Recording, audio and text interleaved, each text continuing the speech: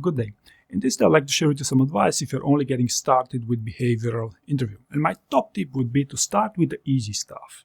Tell me about yourself is a question that's highly likely you're going to get asked during your job interview. So how do you prepare? Tell me about yourself. Well, you will want to pick some key highlights from your CV, ideally the most relevant ones applying for that role, and then start from there. You don't have to memorize your tell me about yourself. You don't have to read your tell me about yourself from your cheat sheets during job interviews. Just start with the basic, keep it simple, and move on, right? The second thing you could do to prepare the second most commonly asked question in job interviews: why do you want to work for this company? Your motivation to join the company. And this is quite revealing for many types of roles, because what happens is most candidates would focus on over-complimenting the company that they're applying for. Oh, you're an amazing company with an amazing growth trajectory, with the honor of my life to work here. When in fact, if you put yourself in your interviewer's shoes and you'd hear this 20 times per day, you'd understand what I mean, that, hey, you have to get a bit more creative here. You really have to find a way to sell yourself. Hey, what's in for them if they pick you, and what's in for you if you pick them. Right? So you'll have to find some differentiators here, but still it's not a complex thing to prepare, so long you invest a little bit of time into these things. The third thing you could do if you're only getting started with behavioral interviews would be to find your strength and weakness. Okay, for example, your strength might be some technical aspect of the role that you're applying for, while your weakness might be that, hey, as a technical person, you may not be able to speak at length during job interviews, into which scenarios you would want to adjust. Maybe you want to keep your answers on the short side, and focus more on the listening skills. However, what you should understand from this is that the best interview candidates will always interview on their strength. Okay, and this is why it's hugely important that you consider thinking about your strength and weakness, right? The interview question of what's your strength and what's your weakness are not as common these days, by the way, right? The fourth thing I like to talk about here would be the star format. The star format is always to your advantage if you're only getting started with behavioral interviews, and even further down the line, even if you're want to become really good with these things. And the core reason for this is because most interviewers will expect you prepare and you deliver your answers in the star format, and people prefer familiar approaches, and this is also a slightly hidden way to bias them towards your job interviews, simply because you listened and followed their advice. Okay, the fifth thing you'd like to pay particular attention to if you're preparing for behavioral interviews would be to learn to think on your feet. Okay, so for example, for an engineer, it might take up to 1 year to become good with behavioral interviews, right? To become an expert, so to speak, in behavioral interviews. Most of you will not have nearly enough time for these things. So what happens here is that you'll have to understand how to adjust, how to prepare what matters for the expectations regards to the role that you're applying for.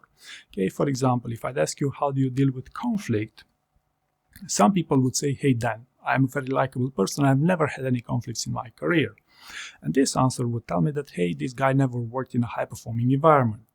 Or another example of dealing with conflict would be something on the lines, well, I collaborated with some very rude colleagues, and they were really sending me some nasty messages, and they were really not the right people to work with. But still, I kept my composure. I assumed they would be good people, and I still, moved on with the project. Into which case you would come across someone slightly blaming others, focusing on others versus yourself. I did this during this job interview, which obviously wouldn't be a great sign.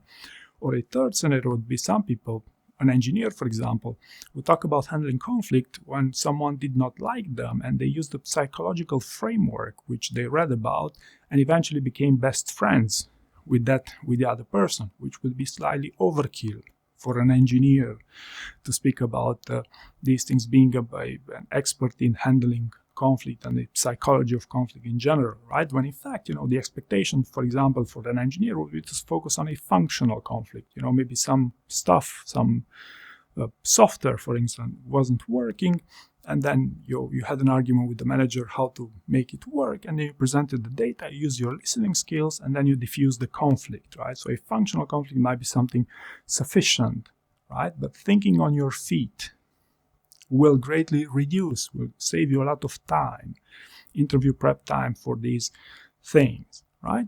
The sixth note that I wanted to add here: how do you know you're ready? How do you know your answers sound good in a behavioral interview? The theoretical side is that people who always have a tendency to speak about results and even quantifiable results, and people who can speak about specific situations usually have good answers. But the ultimate best way to find out if your answer sounds good would be to role play them. Okay, so role play is the most efficient way you'll ever find to understand how your interview skills evolve. And remember I said previously, thinking on your feet and understanding your performance based on how you role play is also a critically important thing, right? And the last but not least, what is the number one core skill that people who interview well excel at in job interviews? This would be listening skills. Okay, listening skills. If you know how to listen, if you are able and willing to listen to advice and to your interviewer, you're already halfway there, right? For example, a senior director is far more likely to listen and follow the advice I provide them with when compared to a fresher. And this tells you about the level of listening skills a fresher has versus a director. It's a long stretch, I understand, but long story short, people who listen and understand why questions get asked, people who listen eventually follow advice because it makes sense to them, are considerably more likely to pass interviews, including with high-performing companies. Maybe as a closing remark, having a rapport, building a rapport with your interviewer early on in the conversation will also set you up for success because they're going to be easier to read if you have a great relationship during your job interview. So I hope you found this useful, and thank you very much for watching.